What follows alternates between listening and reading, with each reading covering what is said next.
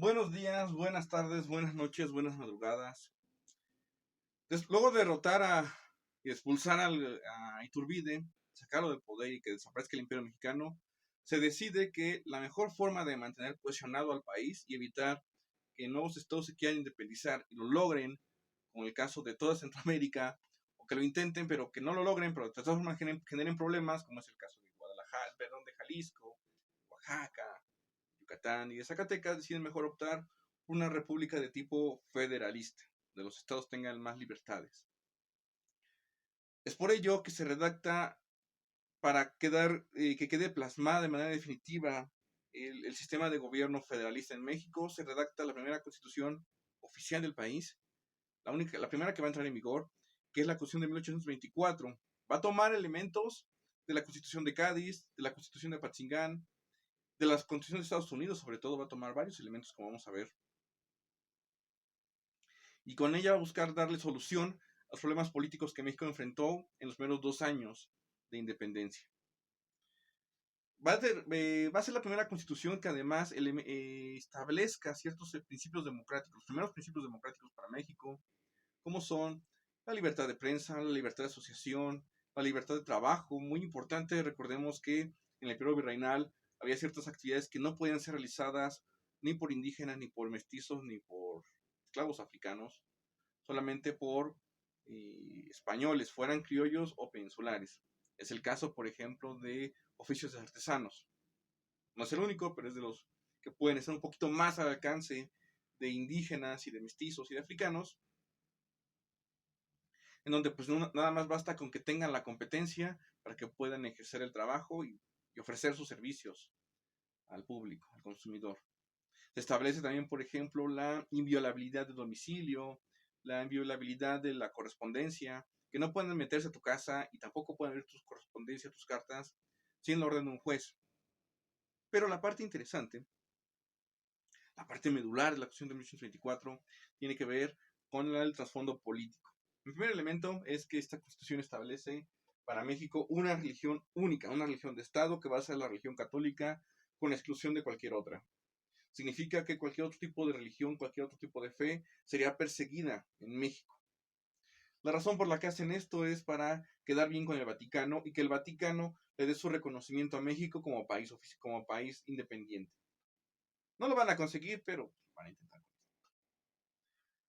Se establece que México va a ser una república federal y en ese sentido va a tener inicialmente 17 estados y 4 territorios. Varios de esos 17 estados tienen su origen en las 12 intendencias que vimos anteriormente. Se establece también para México una división en 3 poderes del gobierno federal, que van a ser pues, los que conocemos desde que Montesquieu los propuso, que son el ejecutivo, legislativo y judicial.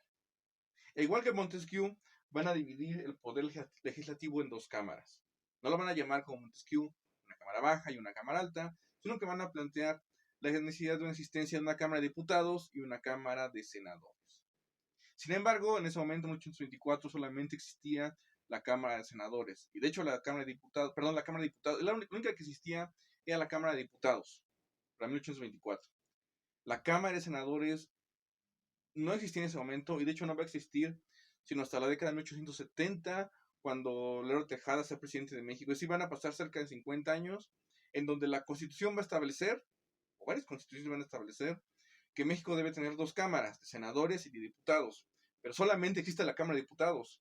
La Cámara de Senadores no va a existir durante un buen tiempo, y no va a existir durante un buen tiempo, porque los mismos diputados se van a oponer a su creación. La creación de una Cámara de Senadores le restaría poder inevitablemente, porque les quitaría funciones. Entonces los diputados pues, se van a oponer de manera constante a la creación de una Cámara de Senadores. De modo que al inicio, aunque se establece que va a haber Cámara de Senadores y de Diputados, solamente existía la de Diputados y así va a ser durante cerca de 50 años. También establece que México va a tener un poder ejecutivo dividido en 2 cargos entre un presidente y un vicepresidente, a imagen y semejanza del modelo norteamericano. E igual que con ellos, la presidencia y la vicepresidencia se iba a ejercer en un periodo de 4 años, igual que los norteamericanos. Y aquí viene la parte interesante, el tema de la soberanía estatal, que también queda fijado en la Constitución del 24, justamente con esto de hacer una república federal. ¿Qué es lo que le dice la federación a los estados? Con esta constitución vas a tener libertades para que no quieras independizarte del país. Esas libertades se van a enfocar en tres aspectos. Por un lado, la libertad para elegir a tu poder legislativo y a tu poder ejecutivo, que cada estado pueda votar para elegir su Cámara de Diputados y elegir a su gobernador, sin injerencia de la federación. El segundo elemento tiene que ver con el cobro de impuestos, que cada estado pueda cobrar sus propios impuestos para sufragar sus gastos, y en ese sentido la federación, aunque va a seguir cobrando impuestos, delega muchos esos impuestos, muchos cobran de impuestos en en los estados, cosa que antes durante la regencia y luego durante el imperio de Iturbide, pues en realidad era el poder central quien cobraba todos los impuestos, los estados no participaban en ello. Y de manera muy importante, que cada estado tenga derecho a la formación de milicias. Es aquí cuando surge la Guardia Nacional. No es como la Guardia Nacional de hoy en día. La Guardia Nacional que se creó con el gobierno de López Obrador es una Guardia Nacional controlada por la Federación. La Guardia Nacional del siglo XIX, las Guardias Nacionales del siglo XIX, son guardias que no están controladas por la Federación, sino que están controladas por los estados. Son los estados los que le dan financiamiento. Además de que, a diferencia de la Guardia Nacional actual, que es una policía militarizada, la Guardia Nacional del siglo XIX no es una policía militarizada.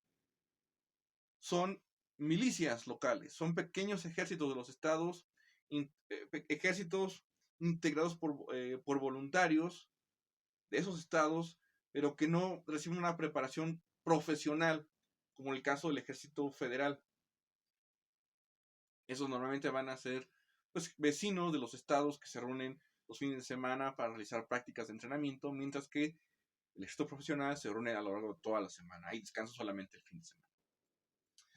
Esto va a ser importante porque con la formación de esas milicias, los estados van a tener sus propios ejércitos, con los cuales pueden desafiar a la federación, pueden desobedecerla abiertamente.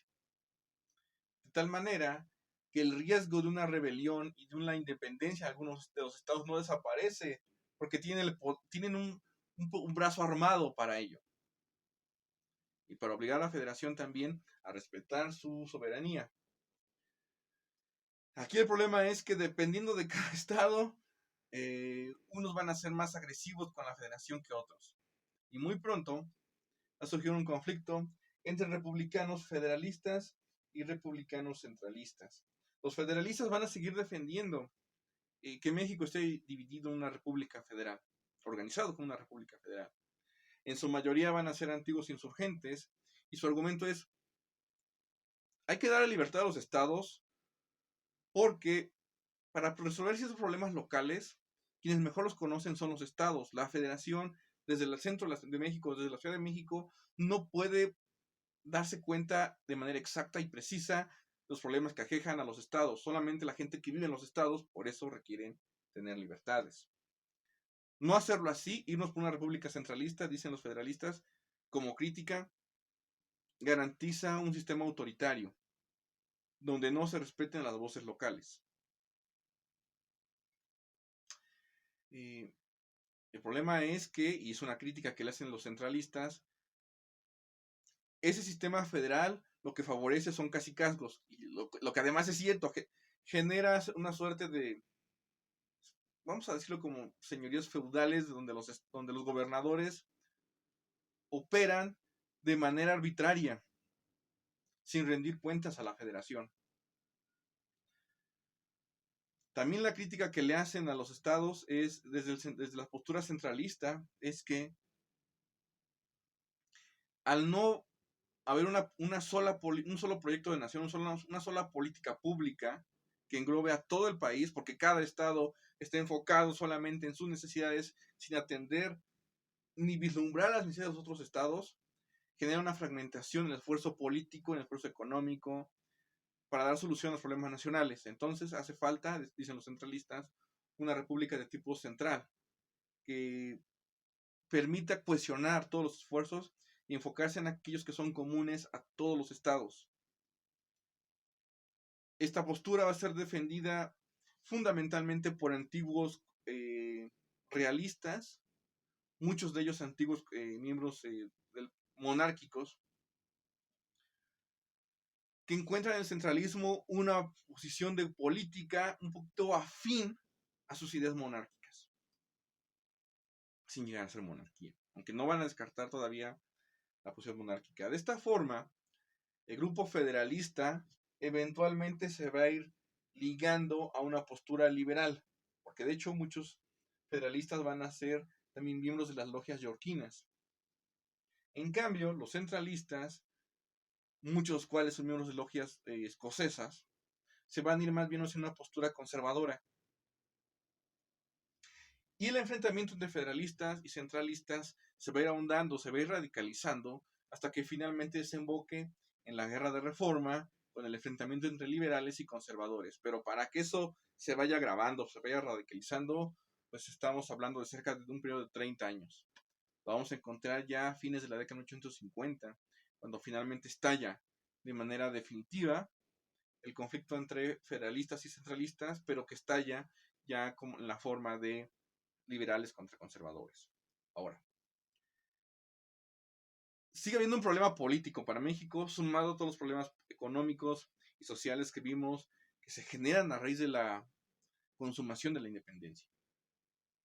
Pero eso no va a ser no van a ser los únicos problemas que enfrente México.